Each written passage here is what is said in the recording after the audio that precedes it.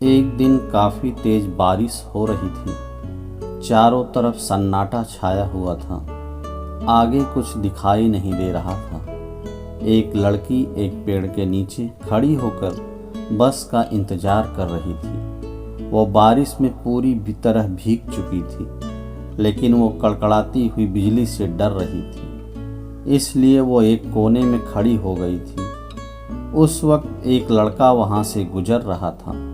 लड़की ने तुरंत उस लड़के को आवाज़ लगाई और पास बुलाया। लड़की उस लड़के से पूछती है, बस कब आएगी? तब उस लड़के ने कहा, बस तो अब कल ही आएगी। लड़की मुस्कुराते हुए बोली, क्या आप ही इस समय मजाक कर रहे हैं? लड़के ने कहा, जी मैं सच बोल रहा हूँ। अंधाधुंध बारिश की वजह से पास में नाला टूट गया है, इसलिए वहाँ पानी का बहाव ज़्यादा होने लगा है, इसलिए सारी बस वापस घूम कर जा रही हैं। लड़की कहती है, ओह नो, अब मैं घर कैसे जाऊंगी? इतनी रात को मैं कहाँ जाऊं? वो लड़की रोने लगती है। लड़के ने कहा, तुम टेंशन मत लो, मेरा घर पास में ही है।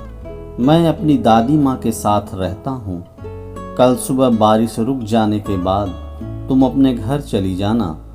लड़की के पास दूसरा कोई रास्ता भी नहीं था। उस लड़के की बात मान लिया और उसके साथ उसके घर चली गई। घर पहुँच कर लड़के ने अपनी दादी माँ को सारी बात बताई। दादी माँ ने दोनों के लिए खाने के लिए कुछ गर्म ला कर दिया। लड़की सुबह होने का इंतज़ार करने लगती है। कल सुबह हो और मैं यहाँ से चली जाऊँ, लेकिन ऐसा नहीं हुआ। दूसरे दिन भी तेज बारिश ज़ोर ज़ोर से हो रही थी। चारों तरफ पानी ही पानी था। लड़की खिड़की पे खड़ी होकर बारिश में ठहरने का इंतज़ार कर रही थी। उस वक्त वहाँ पे लड़का आ जाता है।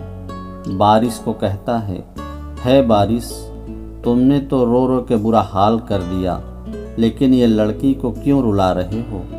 तुम बाहर रो रहे हो और ये लड़की घर में रो रही है। यह सुनकर लड़की हंसने लगी। लड़की ने कहा, मेरा नाम निशा है। लड़के ने कहा, मेरा नाम करण। दोनों आपस में अपने बारे में बात करने लगे। बातों बातों में दोनों को पता नहीं चला कब रात हो गई। दादी माँ ने आवाज़ लगाई, चलो आ जाओ दोनों खाने के लिए। दोनों ने खाना खाने के बाद दादी माँ से कहानी सुनने लगे। निशा करण के दादी के लिए प्यार देखकर वो बहुत खुश हो गई। तीसरे दिन भी बारिश होती रही। दोनों खिड़की के पास बैठकर बातें करते रहे। अब दोनों को एक दूसरे से लगाव सा होने लगा था। करण चाहता था कि बारिश ना रुके। निशा भी चाहती थी कि बारिश ना रुके। बारिश रुक गई तो निशा अपने घर चली जाएगी। निशा करण से कहती है, अगर बारिश रुक गई तो क्या होगा? करण, तुम यहाँ से अपने घर चली जाओगी। निशा कहती है, जाना तो है, मैं भी नहीं चाहती, काश यह बारिश ना रुके। निशा और करण दोनों को एक दूसरे की मन की बात का पता चल गया, लेकिन वो दोनों एक दूसरे को कह नहीं पा रहे थे। निशा ने थोड़ी हिम्मत जुटाई और कहा, बारिश रुक गई तो मुझे तुम अपने घर जाना ही होगा।